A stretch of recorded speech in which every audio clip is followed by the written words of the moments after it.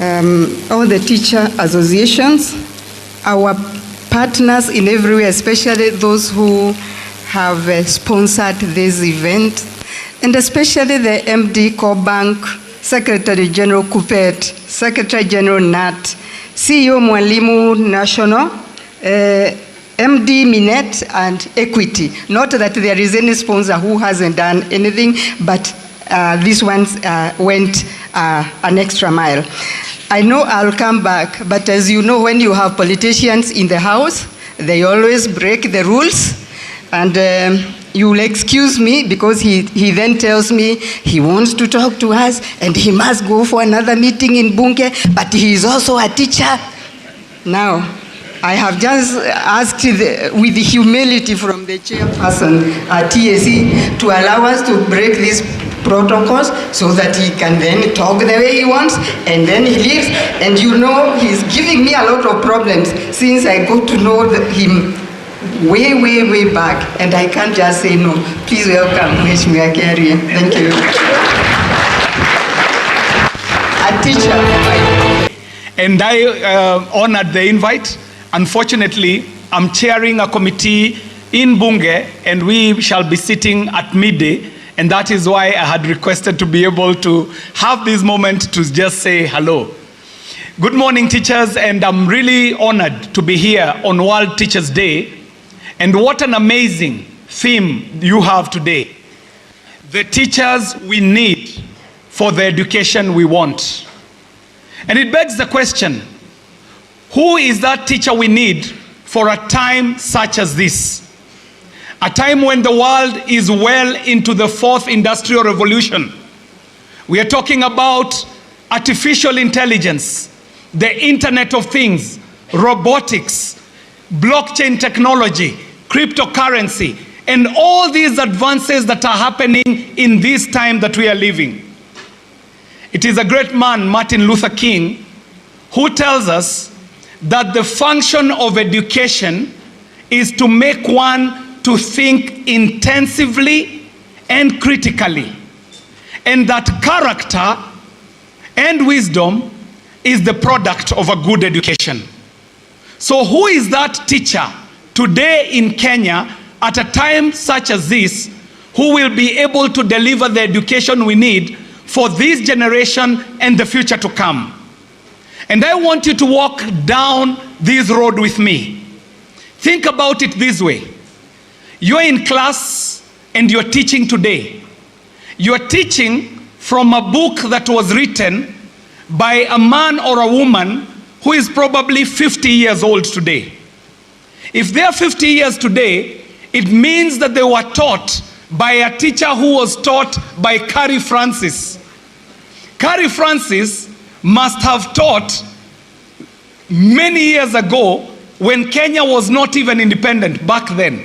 Meaning that Carrie Francis was teaching out of a book that must have been written out of another century. A book written probably in the 18th century. So it means we might be in class teaching something that might be obsolete by the time our learner gets out of class. The child that we are teaching today, we see them every time that the results are out. The child is asked, what do you want to be? And the child says, I want to be a neurosurgeon. That is the big one. A few will say, I want to be an engineer. A few will say, I want to be a lawyer. But what will neurosurgery, what will engineering, what will law be looking in the year 2040? At a time when artificial intelligence can fit in a mobile phone, and I can ask that phone any question, and it will answer with the exactitude and the correctness of an A student. What will exams be looking like in the future when a child is not required to cram, but a child is required to know where to go and gather that knowledge? Teachers, lazima tujiite kamkutano, tujiulize, is what we are teaching today relevant for the fourth industrial revolution, for a time such as this, for today and for the future? And I want to offer to you that we are here at a time when technology is so amazing, we might want to rethink that teacher we are creating today. The teacher might be the person who points the student or the learner to the place where they can gather information. The teacher will no longer be the person who we learned in teaching class. We used to be told that when you walk into the class, the mind of a child is tabula rasa. We would be told that your business is to transfer what you know to the mind of the learner. That time is long gone. The teacher shall no longer be the conduit for transfer of education. The teacher shall be the guide to show the student where to look for knowledge. The teacher then becomes a partner in development. And I want to speak as a member of parliament coming from Dagoretti South constituency, where we are partnering with teachers to do the most amazing things. In Dagoretti South constituency, we have been able in the last 6 years to recondition, repurpose and reconstruct all our primary schools. Ukikuja Dagoretti South constituency, utakuta mwalimu anafundisha kwa darasa ambayo inafanana ni kama ni darasa ya academy in a public school. After the reconstruction of our primary schools, with the help of the teachers and the education fraternity, we have been able to, in the last 6 years, to construct 6 new secondary schools in 6 years. We are now finalizing the 6th one. But most importantly, even on the soft issues, we have been able to naundwa. But I am saying this knowing that beyond the brick and mortar, we also want to attend to the soft issues. Dagoretti South constituency is the only constituency in the Republic with a comprehensive school feeding program. Today, we shall be serving 22,000 lunches at lunchtime.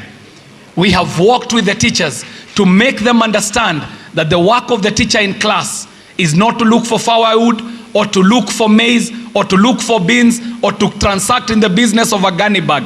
The business of the teacher is to be an instructor in class. And that is why we have Chakula ya Kiarie in the Dagoretti South constituency, feeding 22,000 learners every day. Teachers, mine was to provoke you to imagine what the teaching profession should look for today and for the future. I want to finish by reminding us that we all went to teaching school. We all went through the pedagogy of education.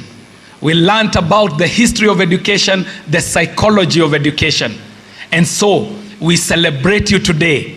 When you celebrate our teachers, the psychology of education was teaching us that if you want to reinforce an act or a behavior, you reward the good behavior and you punish the bad behavior. So I want to celebrate with you all the awardees who shall be awarded today. And I want to commend the commission, right from the chair to the secretariat and everybody in the commission for organizing such an amazing Teachers' Day. And we, the teachers of Kenya, feel celebrated today. Thank you very much for this opportunity. My name is John K.J. Kiarie, Member of Parliament, Dagoretti South constituency, and the chairman of the Committee on Communication, Information and Innovation. Johnston, you'll allow me to recognize my colleagues who are here, and I want to recognize my colleague also sitting in the speakers panel, an accomplished teacher by his own right, the one and only Mwalimu Omboko Milema is with us. Mpigieni makofi. He is a great unionist. Also with us, we have an amazing teacher, a leader by her own right, the one and only Honorable Catherine Wambilianga. Mpigieni makofi. And they say, once a teacher, always a teacher. In Bunge, we also say, once an MP, always a Mheshimiwa. I want to recognize Mheshimiwa Tanui, Julius Tanui, he's in the house, also a unionist. Tafadhali mpigieni makofi. I want to appreciate them because, Madam CEO, these are your partners. As a commission, under Article 237, independent as you're supposed to be, you want to trust these people in Parliament to be your voice, the voice of teachers. When teachers have a problem, utilize the instruments available to us in Parliament. We can ask questions. We can bring your petitions. We can request for statements on your behalf. And when anybody wants to infringe on the right of the commission, as an independent commission, these are the soldiers that will stand on the floor of the House to defend the teaching profession. Thank you very much. Let us keep up the good character of the teacher, so that the children who we bring up, when they asked what they want to be, tusikie wengine wakisema they want to be teachers when they grow up. Thank you very much, walimu. It's a great honor. Thank you so much, and we want to reward you as well for challenging all of us. Future focused. Always a teacher. Always a teacher. Who are you? Mwalimu John Kiari Waweru. Asante sana. Makofi tafadhali. Ladies and gentlemen, in the next 2 minutes, ladies and gentlemen, Kenya Union of Post-Primary Education Teachers Secretary General,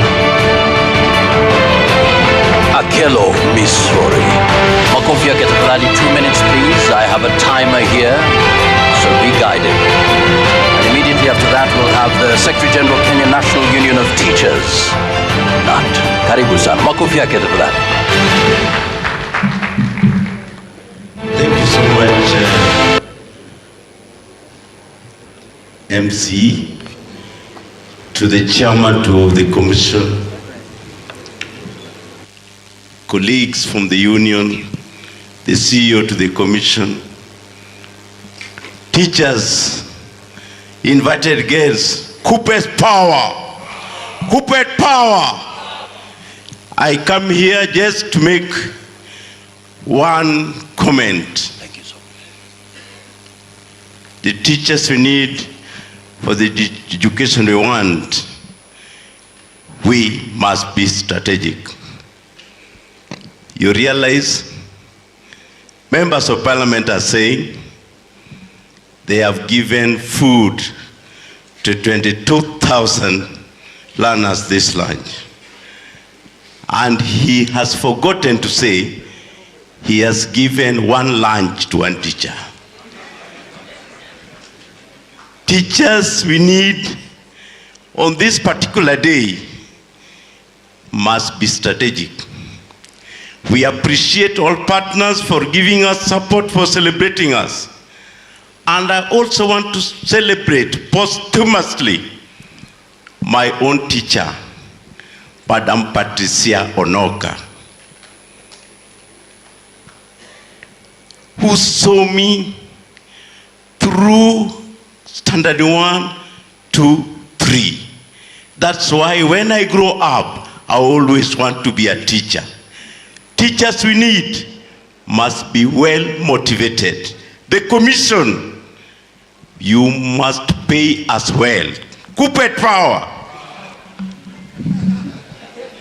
Yeah. Coopet power indeed. A big round of applause, please. Up next. Allow me, please. I'm very sorry. Okay, go ahead. Because I was given 2 minutes, I thought those ones were too little.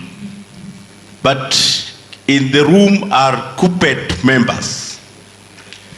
The national chairman is here and is also about to leave. Could I have all the members of Coopet upstanding? Thank you so much. Could I have all our staff also upstanding? Thank you so much. And all the teachers, we celebrate you. Indeed, thank you so much. Asante sana. Up next, ladies and gentlemen, Bwana Collins. A big round of applause, please. Karibu sana.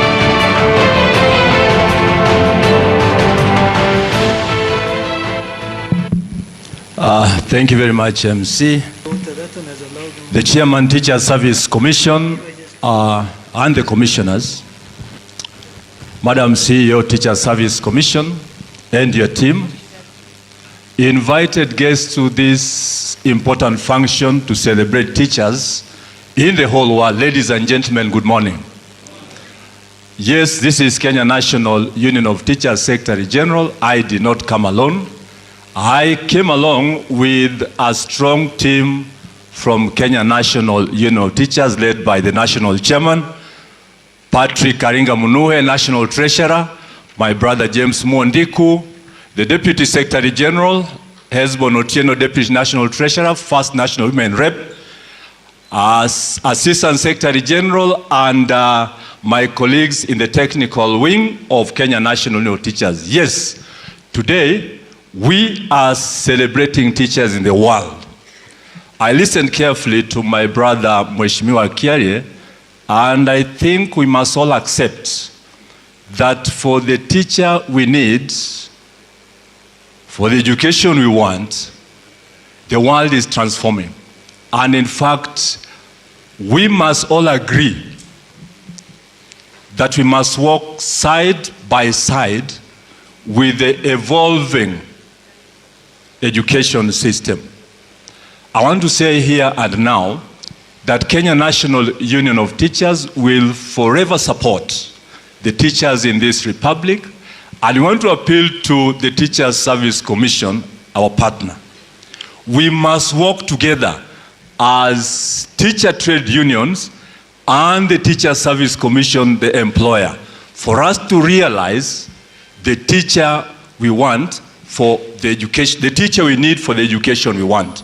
We cannot work solo as teachers, and Teacher Service Commission cannot work solo as the employer.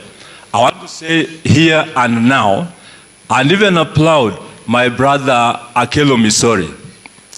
A teacher who is well catered for is the teacher who shall perform and lead to the quality education to the extent that we get this education that we want. Otherwise, ladies and gentlemen, it was not a speech day for me. We shall have our speeches in Kitui because Kenya National Union of Teachers has organized a national celebration for post-World Teachers Day in Kitui. You are all most welcome. Asanteni sana. Thank you so much. Thank you so much indeed. Solidarity. Solidarity. Solidarity. Solidarity. Thank you so much. Well done. Solidarity. Well done. Thank you so much. Ladies and gentlemen, this particular moment, we've heard from the gentlemen, but we also have very powerful women. Please welcome the Kenya Women Teachers Association CEO, Benta Opande. Makofi yake tafadhali. 2 minutes, please. 2 minutes. Karibu sana.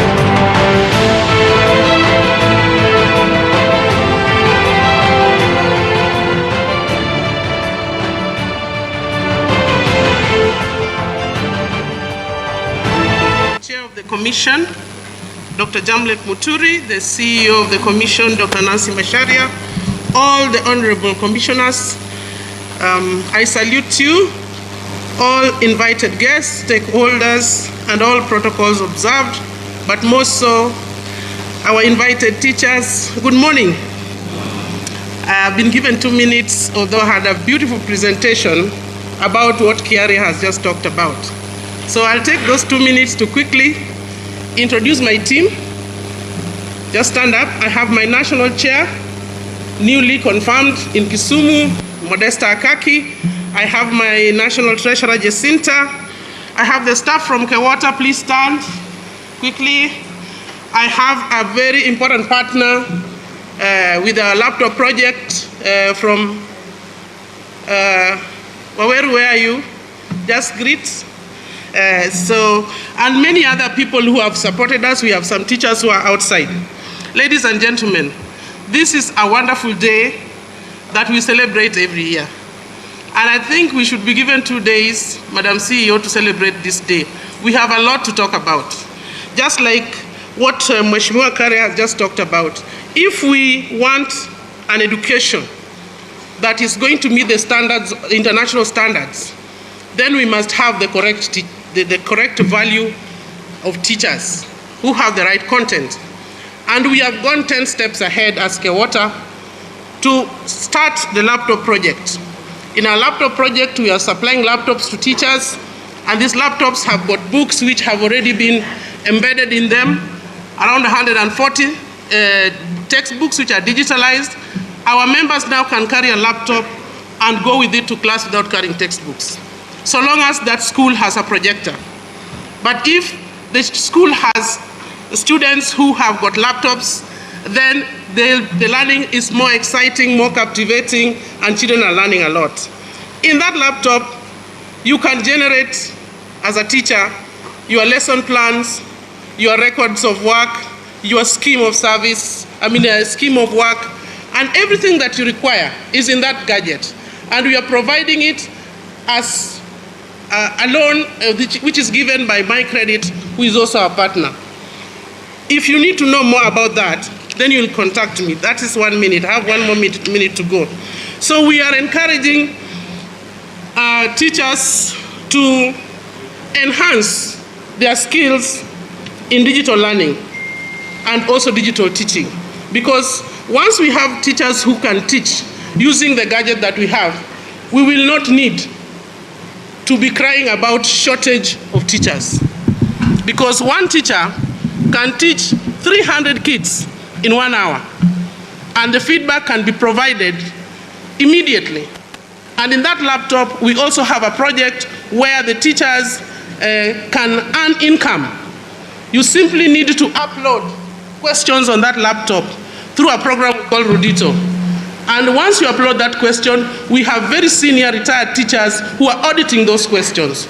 And when your question is picked, it is like TikTok. When your question is picked, you are paid through your wallet, which is in that laptop. And that money you withdraw it using M-Pesa. So you will not need to be crying about many other things that we see. We want you to have a side hustle as you do your normal duty, that is teaching. Finally, I want to say that our objective and our flagship project is to ensure that the teacher has more money in the pocket and also has better skills. I want to appeal to our partners, especially in the trade union movement, to come, we sit down together and see how we can support our teachers in this environment.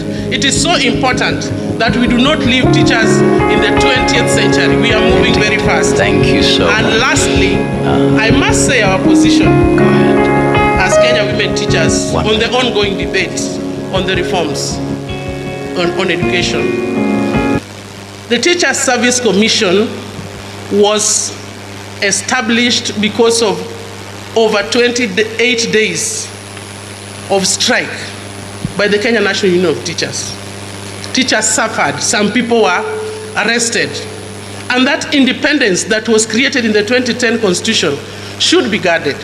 Our position is that the independence of the Teacher Service Commission must remain. That is why we have reached where we are as women, especially as women teachers, because our numbers have grown and our teachers, women teachers who are in leadership, now it is almost 50-50 because of that independence. Please let us support the Commission in this journey, and we ask all members of Parliament present to carry that message home. Thank you and enjoy this day. Thank you, Madam Benta. Big round of applause. Up next, ladies and gentlemen, very quickly, we'll have the Kenya Union of Special Needs Education Teachers, Mr. Torome. 2 minutes when you hear the sound of the music. Kindly request that you wind up. Big round of applause to Bwana Torome. Karibu sana.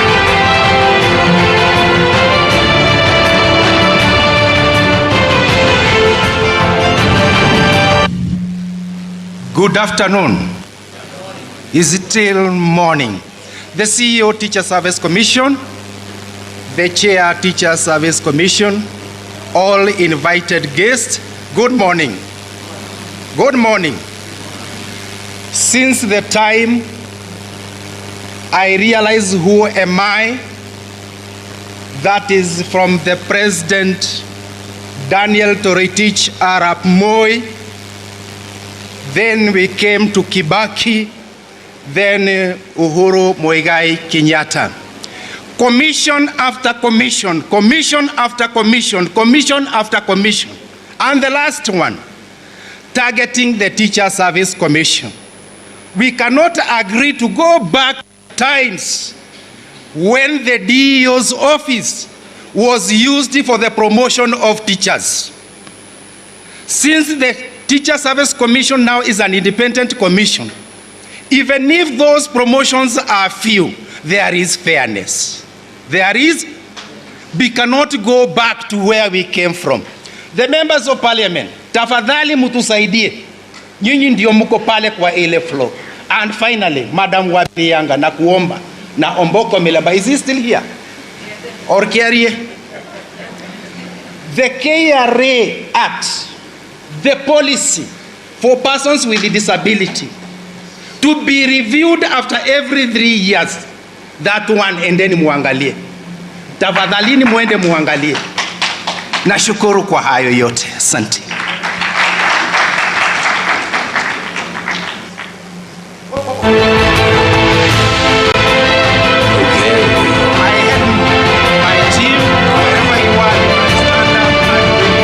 Wherever you are, let's celebrate them. Thank you so much indeed. Asante sana. Ladies and gentlemen, celebrating teachers. We want to celebrate all those who have invested in making this day a success. So a big round of applause to all the partners. Makofi out of Valley. They have contributed immensely to make this day a success. And now, ladies and gentlemen, to the key sponsor of this event. A big round of applause to Cooperative Bank, Director, Retail and Business Banking, Bwana William Dumia. Karibu sana. Makofi yake tafadhali, 2 minutes, representing the Managing Director, Cooperative Bank. Karibu sana.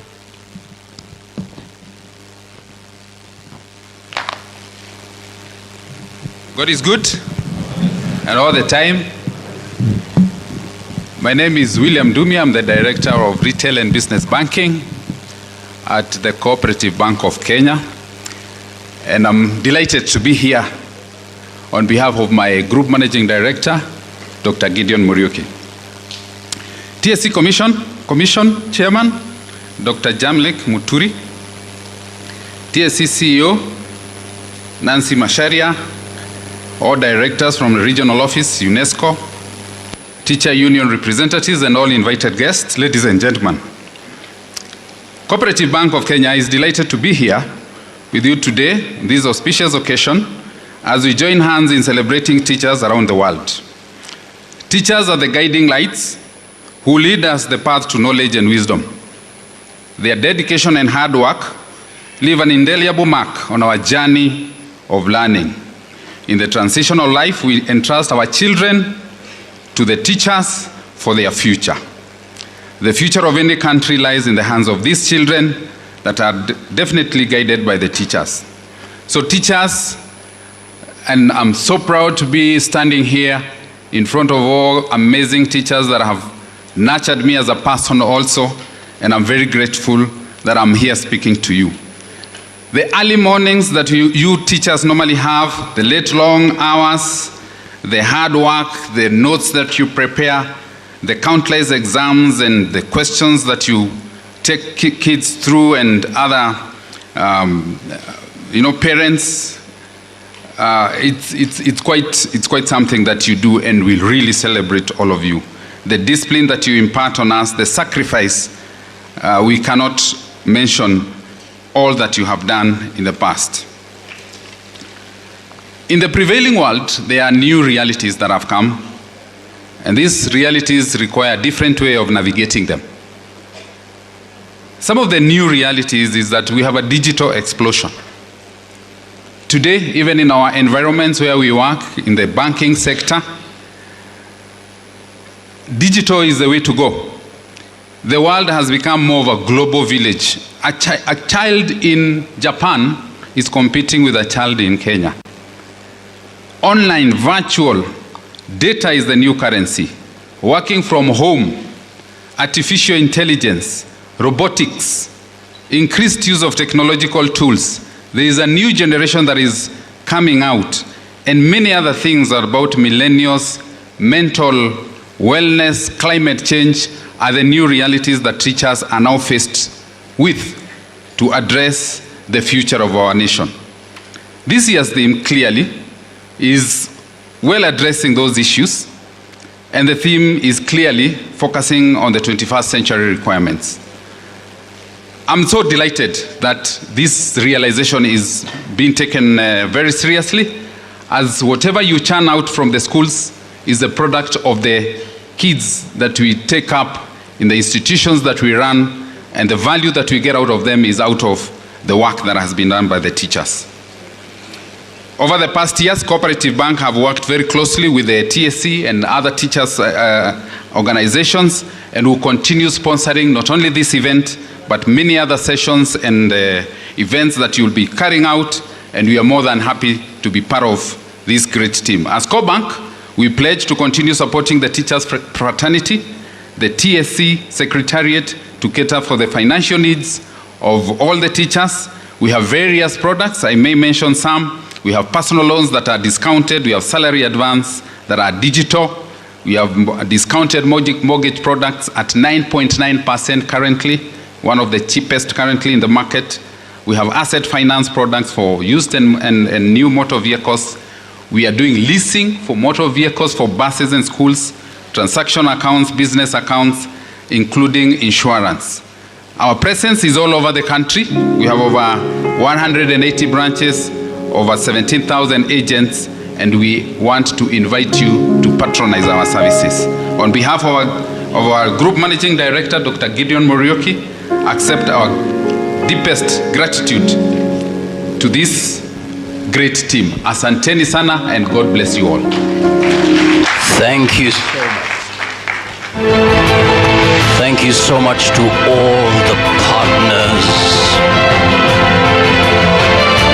It's about working together. That's how we make a difference.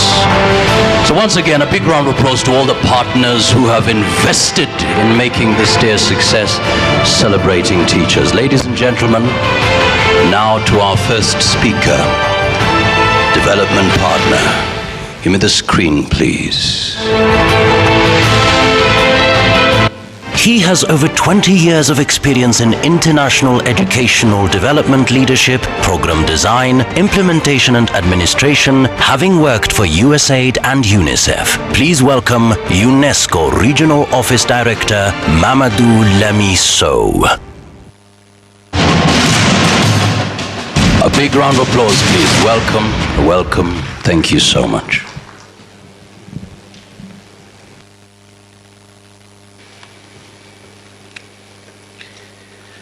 Good morning, ladies and gentlemen. All protocol observed. Dr. Jamlek Muturi, Commission Chairman, Teacher Service Commission, Kenya. Dr. Nancy Macharia, Commission Secretary, Teacher Service Commission. Honorable members of the Kenyan Parliament here present this morning, Dr. James Gishia Njogu, Acting Secretary General, Kenya National Commission for UNESCO,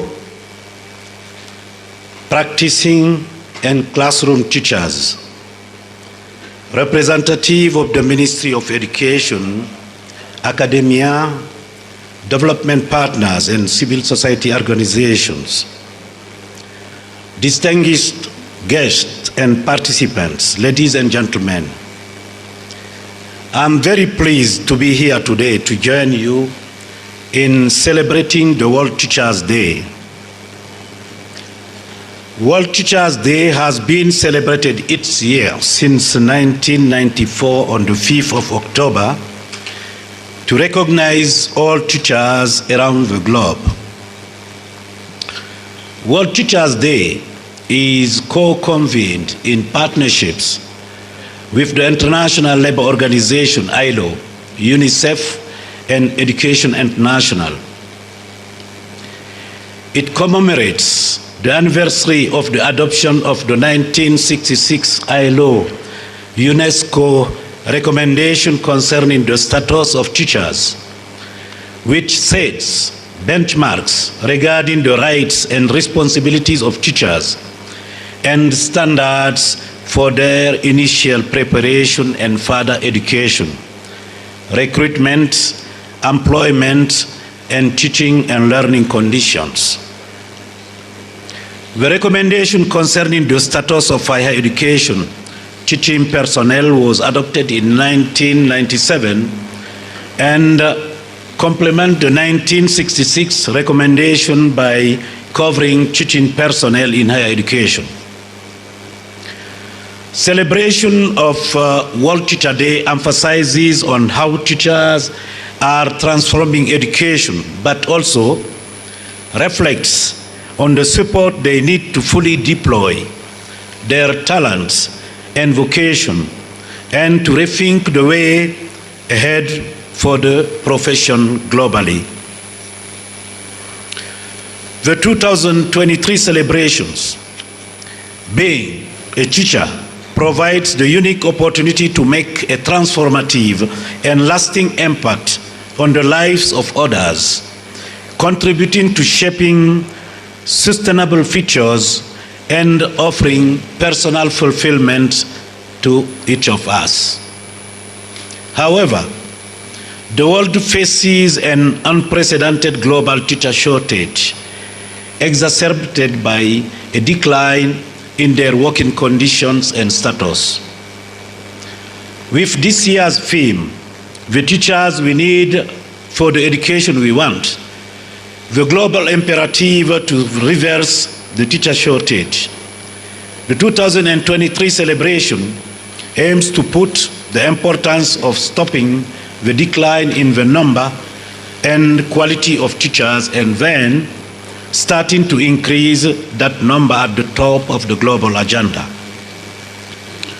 Through various activities, World Teachers Day advocate for a dignified and valued teaching profession, analyzes their challenges, and showcase inspiring practices to attract, retain, and motivate teachers and educators around the globe. It also examines the ways in which education systems, societies, communities, and families recognize, appreciate, and actively support teachers. I would like to now read the joint message from Ms. Audrey Azoulay, the Director General of UNESCO, Mr. Gilbert Humbo, the Director General of the International Labour Organization, Ms. Catherine Roussel, the Executive Director of UNICEF, Mr. David Edwards, the General Secretary, Education International for World Teachers' Days. Joint message, quotes, the teachers we need for the education we want, the global imperative to reverse the teacher shortage.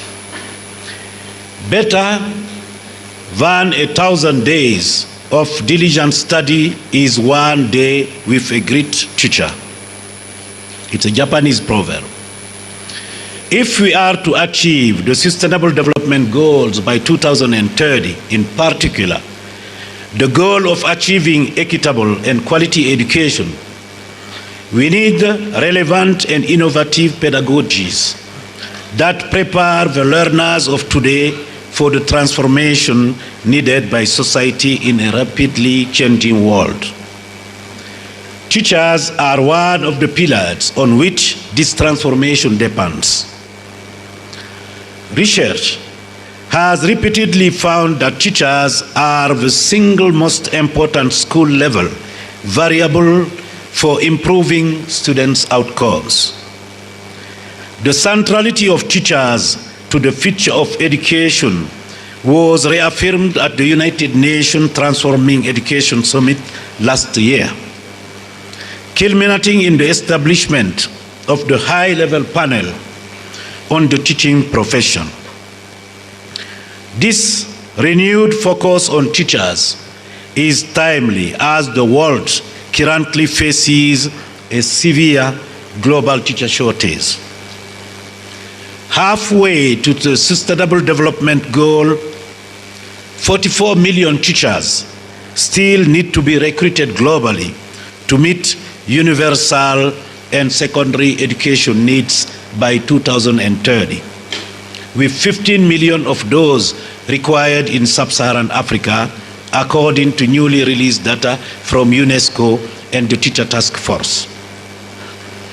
Rural, marginalized, and forcibly displaced communities often face the most chronic shortages of qualified teachers. The fundamental cause of this global shortage is the diminishing attractiveness of the teaching profession, which undermines the recruitment of new teachers and produces high levels of attrition among those in service, especially within the first 3 to 5 years of entering the workforce.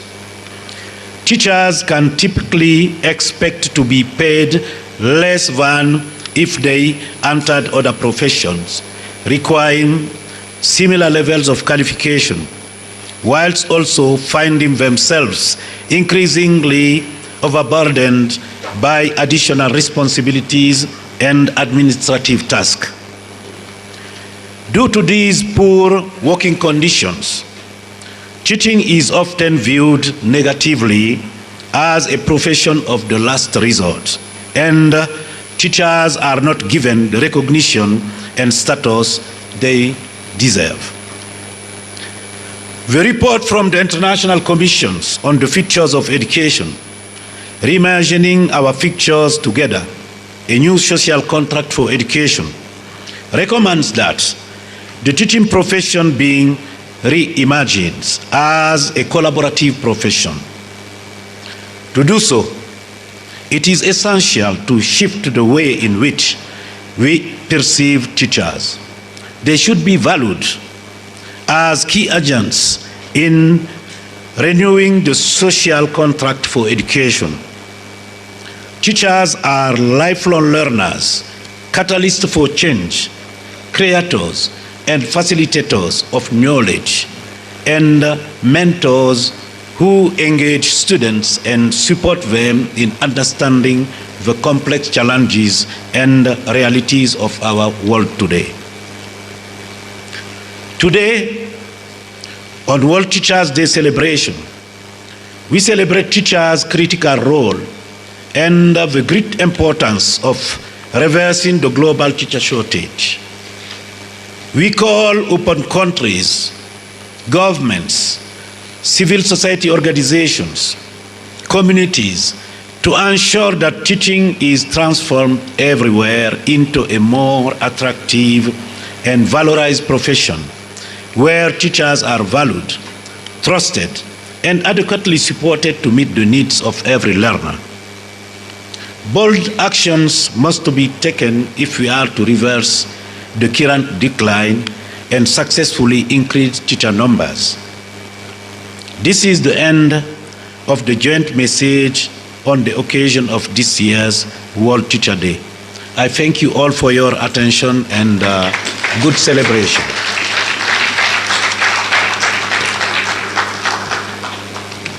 Merci beaucoup, Monsieur Manadou.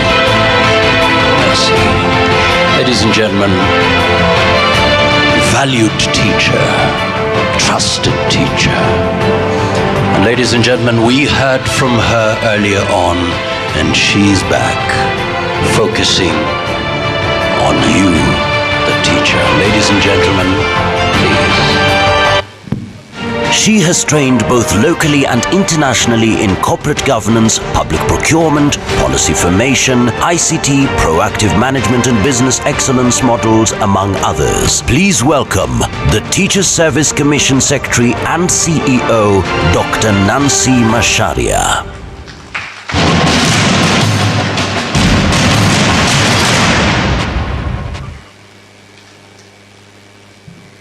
Thank you once again, but we could give a better clap to the UNESCO Regional Director, please. Thank you. I know we still have some of our partners here whom we will still have time to engage with. Please let us have the Private Schools Association rise. We shall still give them some time to talk later on. If they are here, the international schools, please give them a round of applause. The Kenya Primary Schools head teachers represented here, thank you. We have the Kenya Secondary School Heads Association.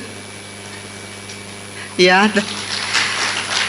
And now, because I was here, all protocols observed, I'll still rise, I'll ride on the protocols that others have gone through. Let me now take this chance, Chief Guest, to introduce our Secretariat. Please rise. TSC Secretariat. Muko ama hamuko? Clap for them, please. All the other employees of the Commission, the teachers, including Missouri.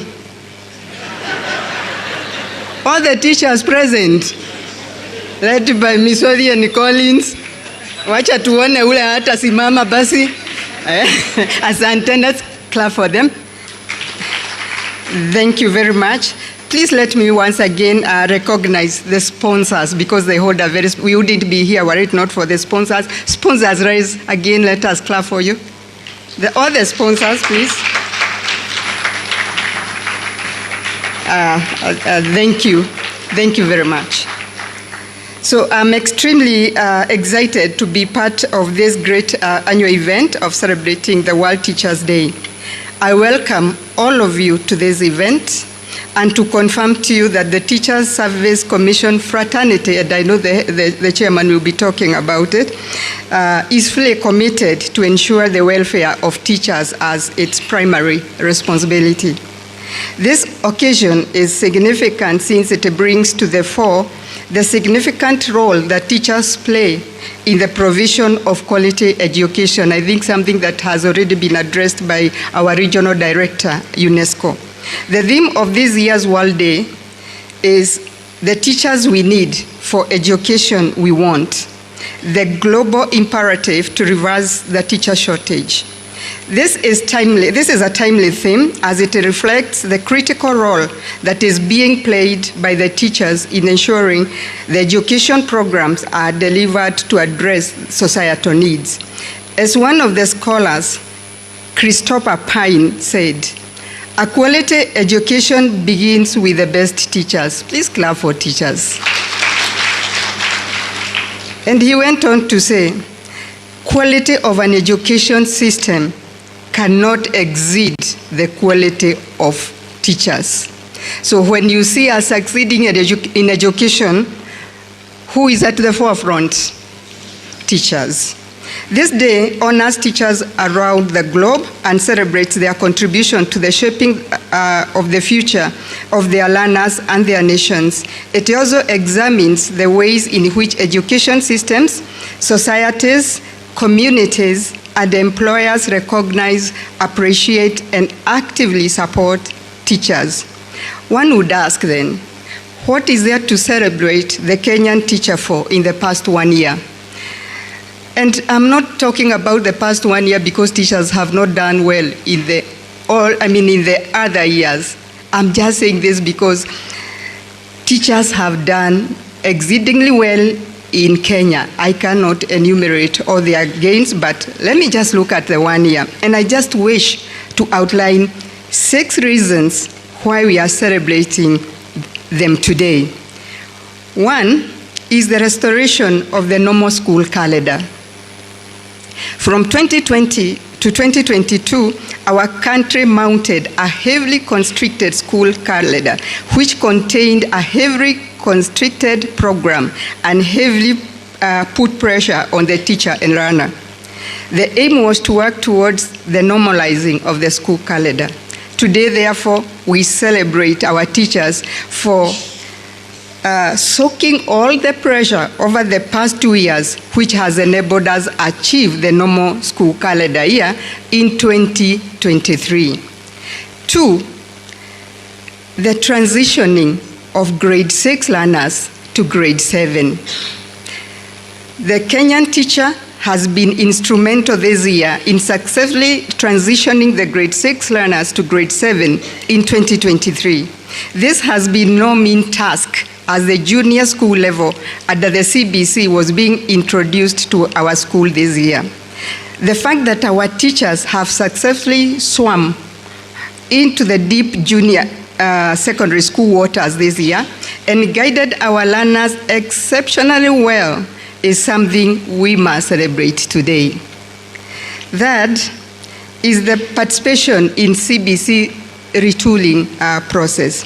This year, in between the normal duties, 72,250 teachers have participated in the retooling exercise to ensure they are compliant with the CBC. This involved the newly recruited teachers, head teachers, and teachers deployed from primary to junior secondary school, and also teachers drawn from private schools. The fact that these teachers managed to attend the sessions, while at the same time they were expected to attend to their normal school programs, is indeed a reason to celebrate them. This has enhanced the pedagogical content knowledge implementation for the newly recruited teachers currently handling grade 7. The Commission celebrates the pre-primary and primary school teachers who have embraced implementation of CBC and are tirelessly assisting the Kenyan learner to acquire the required core competencies and values. In line with this year's World Teachers' Day theme, to increase teachers' presence in classroom, the Kenya Kwanza government has recruited 56,000 teachers. Please give a hearty clap to our government. I wish to also announce that we'll be retooling these teachers countrywide starting tomorrow, 16th to 13th October 2023, which will involve the 36,000 teachers recruited in January 2023 and 20,000 teachers recruited in August 2023. You can give the Commission a clap, Wana. We are trying. Then fourth reason why we should celebrate our teachers is the successful review of the 2021-2025 CBA. Part of our celebrations this year includes the fact that, unlike other sectors, teachers have successfully renegotiated the CBA for higher salaries of up to 9.5%. I wish to congratulate all officials of the respective trade unions for putting their best foot forward as they sat on the negotiation table to ensure quick conclusion of the CBA. Please recognize our social partners. The fifth reason why we should be celebrating our teachers is that they are going to undertake the 2023 national examinations. It's that season again. As I said earlier, the Kenyan teacher has restored the normal academic calendar for schools. As a result, our national examinations and assessments are set to start on October 30, 2023. Last week, we launched the examinations season, which has culminated in countrywide briefings this week to be attended by 71,760 center managers. For the purpose of 2023 national examinations, the TSC has vetted a total of 223,223 teachers who will serve as supervisors and invigilators, while 37,731 will perform the role of examiners. We must celebrate our teachers for doing a splendid job in guiding our candidates for the important national examinations. I am again very confident that the teachers that we have earmarked to guide the administration of examinations will carry out responsibilities as guided under the Kenya National Examinations Council regulations. And sixth, the TSC recognizes that a professional and committed service is crucial for improved learning outcomes in Kenya. Our commitment is to continue to work towards transforming and elevating teaching as a profession. In this case, the Commission has recognized teachers who have demonstrated exemplary performance in management and delivery of the curriculum, including co-curriculum activities for quality education. The process has been carried out in adherence with the TSC performance, recognition, reward, and sanction policy framework. As a result, we are today honoring 592 teachers, 200 who are present with us here to represent all the others who we couldn't accommodate here today for their outstanding service as outlined in the policy. These teachers have posted outstanding performance both at individual and teams in academic, co-curricular activities, and community service. Some have been recognized nationally and internationally, as you will see shortly when we present them with various awards. Let us take time to think about our teachers, to pray for our teachers, to celebrate them, to admire them, to give them support for all their contributions in elevating the teaching profession. Today isn't a day for long speeches. You know, we started the other day with planting trees, and we wish to ask you to continue with the planting of trees, as we also, our county directors in the field, will be rewarding these teachers, other teachers who couldn't come here in the counties. It is a day to honor our teachers. I therefore wish to invite the chairman of the TSC, Dr. Jamlik Muturi, to make his speech, and he is the man of the hour. Thank you.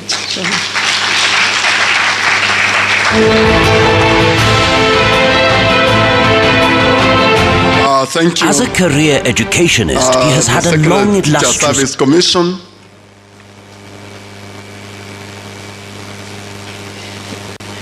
In charge of education, science, technology, and ICT. Lectured both in local and international universities. Please welcome the Teachers Service Commission Chairman, Dr. Jamlik Muturi John. Thank you, thank you, thank you, thank you, thank you. The CEO, the Ministry of Education officials present, my colleague commissioners with me, honorable members of parliament who are here and the ones that have already left, secretary generals and chairmen of the teacher unions are present, UNESCO representative present here, all the other partners and stakeholders, ladies and gentlemen, good afternoon. Allow me to start by recognizing my colleagues in the commission. The Vice Chair, Madam Leila, please stand and wave the cloud. Let us appreciate her. Thank you. We have Commissioner Adano, please stand and let us appreciate Commissioner Adano.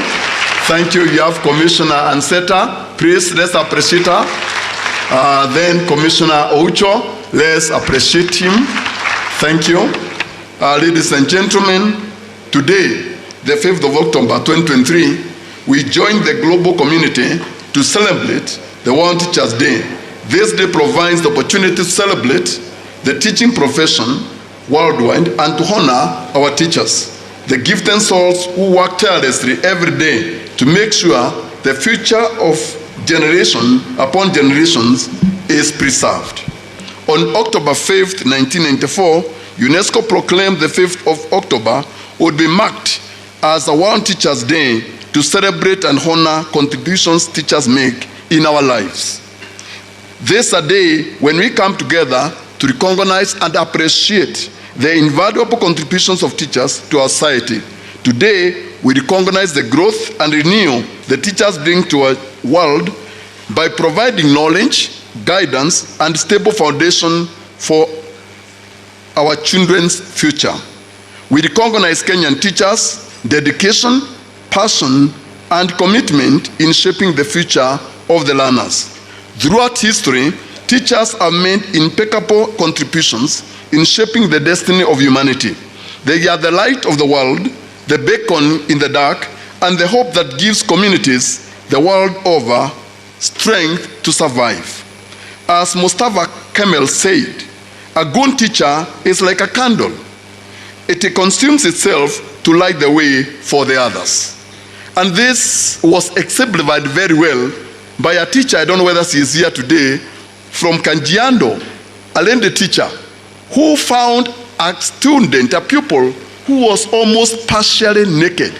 The lady got her lasso and tied the girl and made the dress of that girl. Can we celebrate this teacher and the other teachers who have done great job? Allow me to say, as commissioners and the secretary led by the CEO, we have got the 47 counties.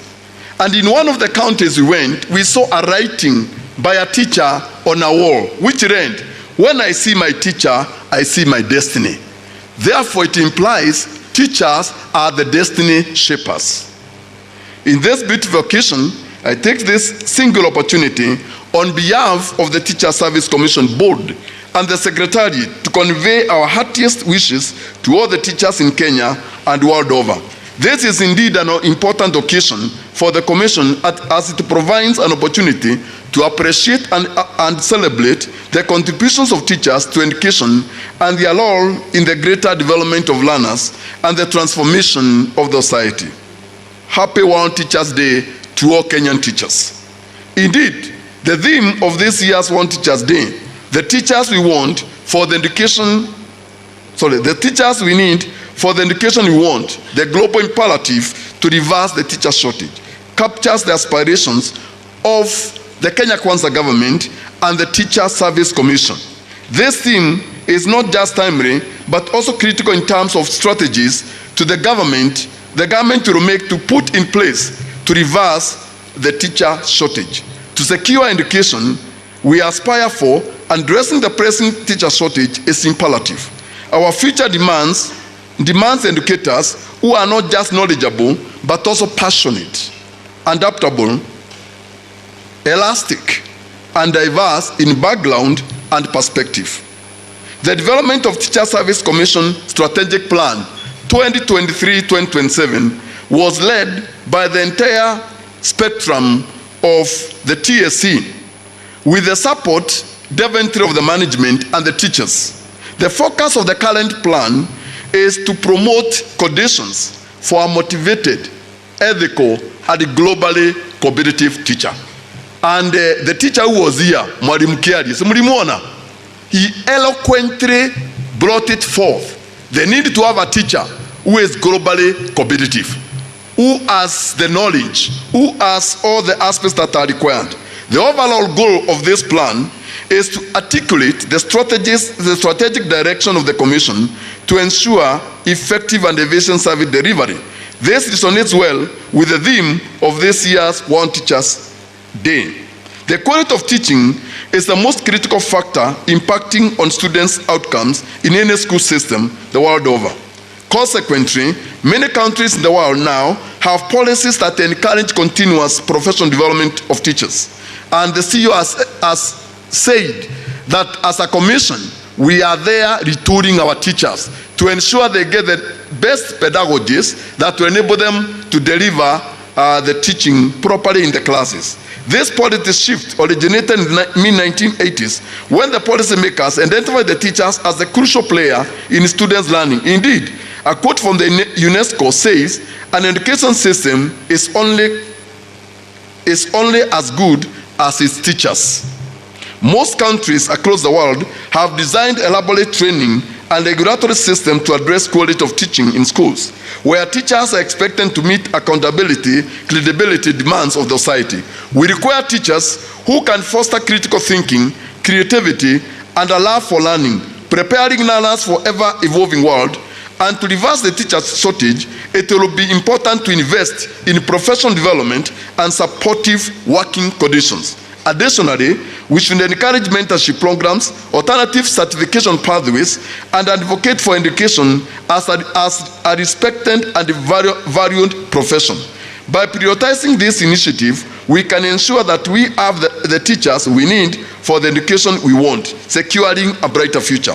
As educationists, we have an enormous task of bringing a paradigm shift that will turn around Kenya's education.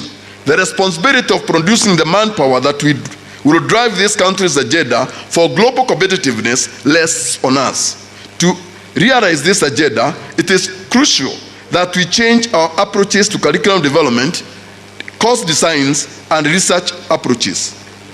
To turn Kenya, and by extension Africa, into key economic and social players, teaching can no longer be business as usual, and therefore we need a paradigm shift. We cannot use the curriculum implementation methods that were there in the last century and hope to get different learning outcomes. The change we want must begin with us, the educators. With greater emphasis on teacher quality, the dynamics of the profession therefore have to be addressed. TS recognizes the fact that the teacher is the greatest player in education system. A teacher's role in the life of learners, and indeed in shaping the destiny of the country, cannot be overemphasized. The person to midwife this creativity in the learners and literally unlock the solutions of the current and the future challenges of this world are the teachers. There is a saying by Aristotle which says, teachers who educate children deserve more honor, even more than parents. This is because the teachers ensure good life to the learners. The parent brings forth the child, but the one who transits the child to the real world and gives him the skill to survive and transform the world is the teacher. And therefore, as a commission, we are committed to ensure that we have optimal performance by our teachers. This through the following. 1, strengthening professional accountability. 2, professionalizing the teaching service so that our teachers, Daventry, can be in tandem with the requirements of the fourth industrial revolution as well as the demands of the 21st century. And there are programs that Daventry have been put in place, the continuous training on CBC, institutionalization of the teacher induction, mentorship, and coaching, and standardization of code of regulation, the other instruments to our teachers. A vision transformation of service by the Commission continues and will continue to be given a priority by the Commission. As many teachers are aware, for us to be able to be in tandem with the demands that the teachers need, we have done the following. 1, we have established many online services. These are teacher management information system, human resource management information system, online services to teachers, teacher registration and application for advertisements of jobs, and also TPay. Allow me to re-emphasize that Article 2.7 of the Constitution gives the Teacher Service Commission constitutional power to do and over the service they are supposed to do, right from the registration to the employment, as well as promotion of teachers and all other functions given by the Commission. And therefore, as faithful servants of this Constitution, we will continue serving the teachers as a Commission as in line with the Constitution of Kenya 2010. Teacher Service Commission, therefore, will work with state and non-state actors in addressing areas of mutual interest, such as governance, leadership, civic education, and children's rights. This partnership will ultimately improve the quality of education in the country. It has rightly been put across. The government of Kenya Kwanza has already given us so many teachers that we have brought this year. Let us give a lovely hand to the government for supporting us as a commission and supporting Kenyans in provision of teachers in this country to bridge the gap. The government is also doing quite well. It has provided money to promote our teachers. And from March to October this year, we are going to promote over 50,000 teachers. Can we give our teachers a lovely hand at the government? Because that brings motivation to our teachers. Because we know, unless we have a motivated teacher, we will not be able to deliver as it's expected. In conclusion, I encourage all teachers to work smart in curriculum delivery for the benefit of the Kenyan child. Let me remind you our clarion calling for fairness, transparency, efficiency, and effectiveness in service delivery for quality teaching. I assure teachers of the Commission's support in improving their welfare and commitment to harmonizing working relationship at all times. Once again, I thank all the teachers for the warm reception they have been giving and according the bond and secretariat when we go to the field. In conclusion, ladies and gentlemen, let me take this opportunity to wish all the candidates of 2023, there are 3 groups, cohorts, success in the forthcoming exams. And recognition of teachers, allow me to request all of us to stand as we honor our teachers, as we treasure them, as we appreciate them, as we celebrate them, as we acknowledge them in the work they have done. God bless you. God bless the teachers of this country. Long live the teachers of this country. God bless you. Long live indeed the teachers of this country. Asante sana. Big round of applause to the chairman once again. Asante sana. You may kindly take your seats. He is the one at the forefront, pushing for a motivated, ethical, and globally competitive teacher. Ladies and gentlemen, it's now time to just sit back and listen keenly to the words, the musical words of Bwana Mwenye Bokoko. Mwenye Bokoko, makofi yake tafadhali. Karibu sana.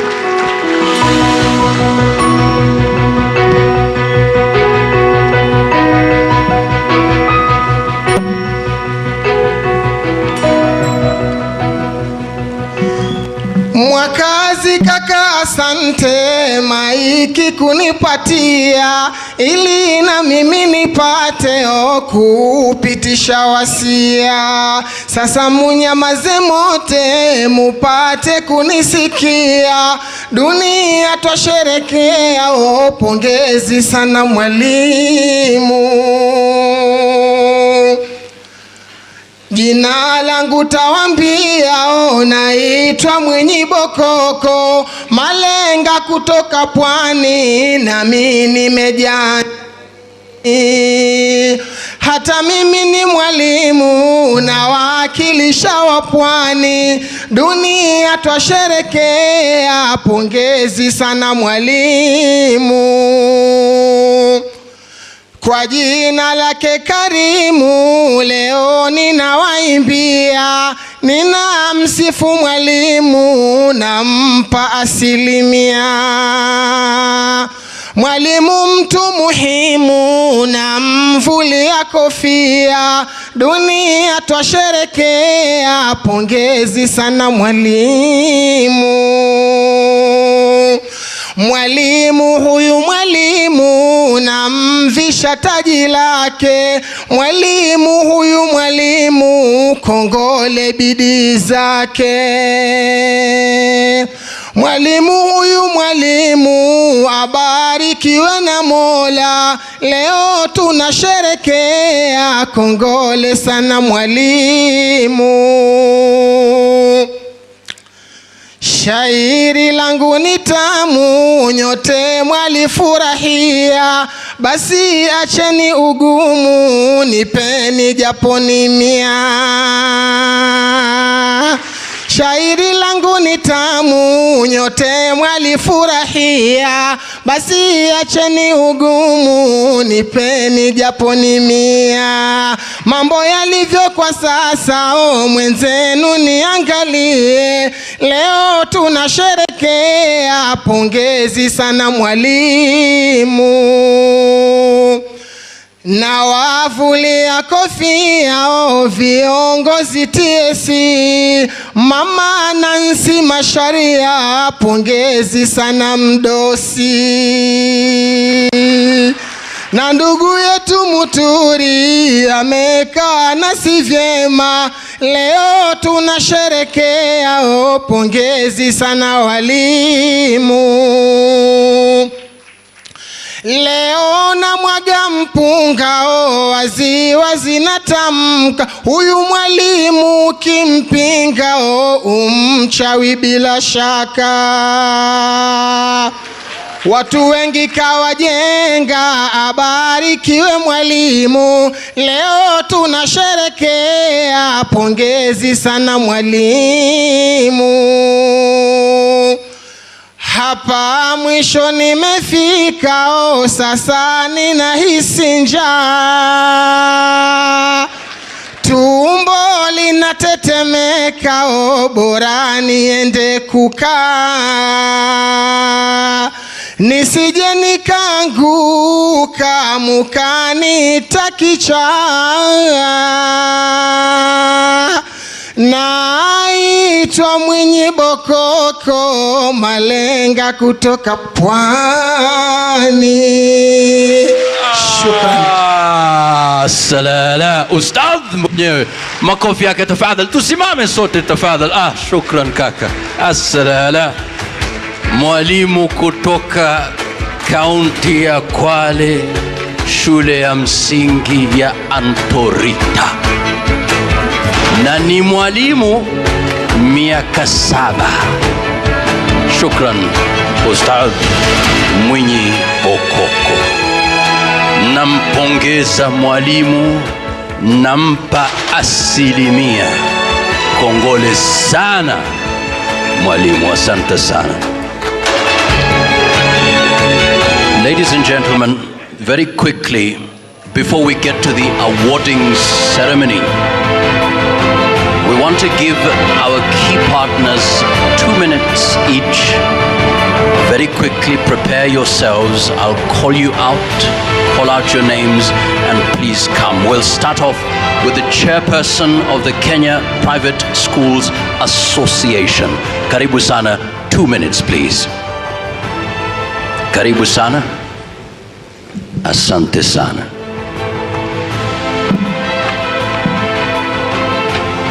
Just before the award ceremony.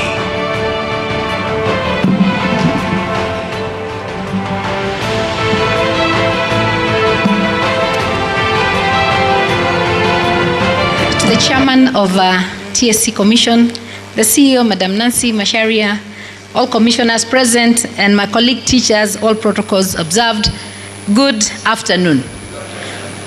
Walimu, good afternoon. My name is Mary Olubai. I am not the chairperson, but I'm here on behalf of the chairperson of our association, Bwana Charles Ochome. Tomorrow we have a meeting, and therefore he sent me to represent him. However, I wear a hat of the Kenya Private Schools Association, Nairobi County Hon Secretary, and at the same time I hired the TTCs, the teacher training colleges, the private teacher training colleges subcommittee in the association. And so today my speech will not be mine. I would have loved to give you my own speech, which would have lasted more than the 2 minutes. But because the chairman, Bwana Charles Ochome, sent me with his own speech, kindly, ladies and gentlemen, allow me to read his speech as I wish our teachers happy World Teachers Day, I being a teacher, having worked in TSC for over 15 years. So this is our chairman's speech. We'd like to thank the Almighty God for this far He has brought us. Today, the 5th October 2023, I join the world to celebrate, recognize the important individuals in our schools and society at large, the teachers. It is important that we would gather here today to celebrate the teachers for the following reasons. 1, teachers play a role in shaping the future of our children. It is through the teachers that the flame of knowledge and curiosity is ignited in the hearts of our children. All our current leaders and future leaders' destinies are attached to them, among many other reasons. The chairman of the Kenya Private Schools, as a chairman of the Kenya Private Schools Association, I wish to convey my heartfelt gratitude to our dear teachers for the profound impact they have on our communities and the entire world. I wish to appreciate the work the Teacher Service Commission has done and continues to do to ensure that the teachers are provided with relevant skills in order to achieve quality education. Thank you, Madam Nancy, the CEO, Teacher Service Commission, and your team. We, as the Kenya Private Schools Association, are among the largest beneficiaries of the collaboration that we have with TSC, and so we dare say you are our worthy partners. As KPSA, we remain steadfast in our commitment to our vision, delivering the best possible services and excellence to its members who have a direct connection to the teachers. And therefore, in all our endeavors as owners and administrators of schools, remember to look back and appreciate teachers, especially in a day like today. And so from the Kenya Private Schools Association, we want to say you can count on us to partner in delivering education in the best possible way. Asanteni sana, and congratulations. Happy World Teachers Day to all of us. Thank you. Thank you so much indeed. Very quickly, next, Kenya Primary Schools Head Teachers Association Chairman Bwana Johnson Nzioka. Makofi yake tafadhali, 2 minutes.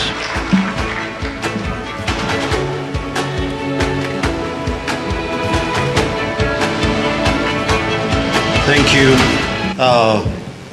Bwana MC, our chief guest sir, Dr. Jamlek Muturi, our CEO, Dr. Nancy Macharia, the commissioners present, all the other leaders present here, my colleague teachers, good afternoon.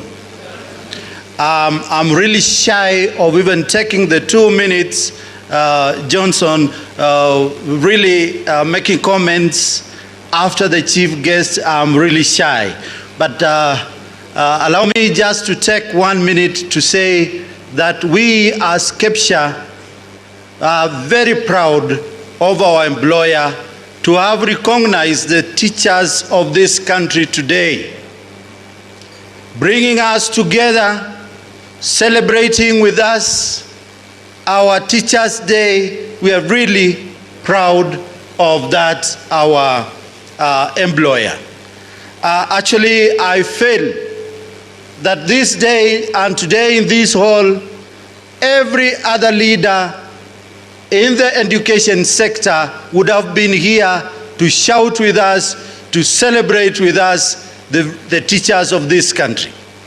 I also want to say, Chief Guest Sir, that KEPSHA will be always in supportive of our Employer Teacher Service Commission when we are organizing such celebrations, because we value our colleagues in the teaching fraternity. I want to lastly request everybody in the house that we make a shout for the teachers of this country and teachers of this world. And I want to say bravo to the teachers of Kenya. Say bravo. Bravo. Bravo to the teachers of Kenya. Bravo. Bravo to Teacher Service Commission. Bravo. Thank you very much. Well done. Thank you so much indeed. Up next, ladies and gentlemen, Kenya Secondary Schools Heads Association Chairman Bwana Indimuli Kahi. 2 minutes, please. A big round of applause, please. Thank you very much, Master of Ceremony. The Commission Chair, who is our Chief Guest, Commission Secretary, Commissioners, our seniors from the field, the regional directors, county directors, members of the union, my colleague head teachers and principals, colleague teachers, good morning. Oh, good afternoon, thank you. Just like my colleague chairman has said, it becomes very difficult to make any remarks when your seniors have already talked. It can be insubordinative at times. And I wouldn't like to get a show cause later. But having said that, allow me Mr. Chairman, just to say a few remarks with your permission. We are gathered here to celebrate the World Teachers' Day. And the theme of this day is very timely because of what we are going through in the country at the moment. On behalf of Kenya Secondary School Heads Association, we want to appreciate and celebrate the role the teachers play all the way from the preschool up to the secondary sector and even those in colleges and universities. But as we celebrate them, we have to take cognizance of the fact that we still have challenges and teacher shortages. And it is important as a nation to look at how we can reverse this. While I appreciate that the government is doing all it can to employ and bridge the gap of this shortage, it is important for us to look at what is going on at the junior secondary level. I'm particularly concerned that there have been proposals for the reduction in the number of lessons and subjects and teaching areas so that they can be put together. In our view, we feel that this will narrow the students, and we are conflicting the challenge of teachers and infrastructure with the implementation of the curriculum. It is important, therefore, as a nation, to continue focusing on the aspiration of CBC and what we want to achieve, and particularly at the senior secondary schools. Ladies and gentlemen, we are celebrating the teachers for the achievements they have had. Many of our teachers in Kenya have won international recognition.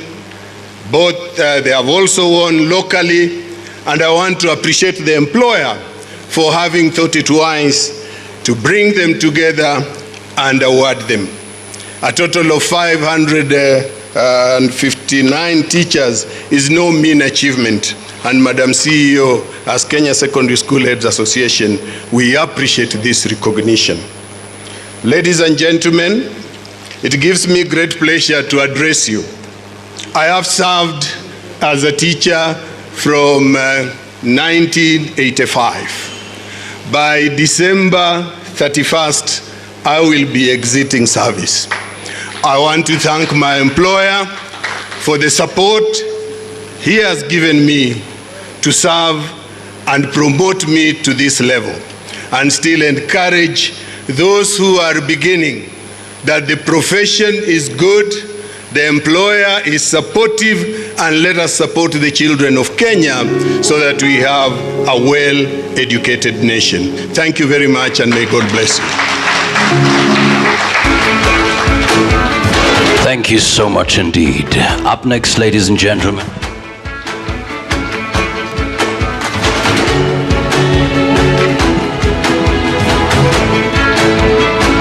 Kenya Association of International Schools, Chairperson, Madam Jane. Karibu, karibu, makofi tafadhal. Welcome, welcome, welcome. 2 minutes, please. Followed immediately by Equity Bank. Charity Munyori, General Manager, be on standby. Go ahead.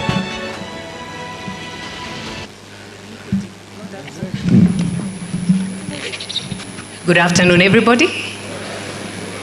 Chairperson, TSA, the CEO, eminent commissioners present, private sector colleagues here, Kesha and Capsha, the unions, good afternoon. I am very glad to be here and to pass on the remarks of the Kenya Association of International Schools, especially at this point in time as you implement even more reforms into the curriculum and as you deal with the delivery of it, because teachers are the ones who must deliver this.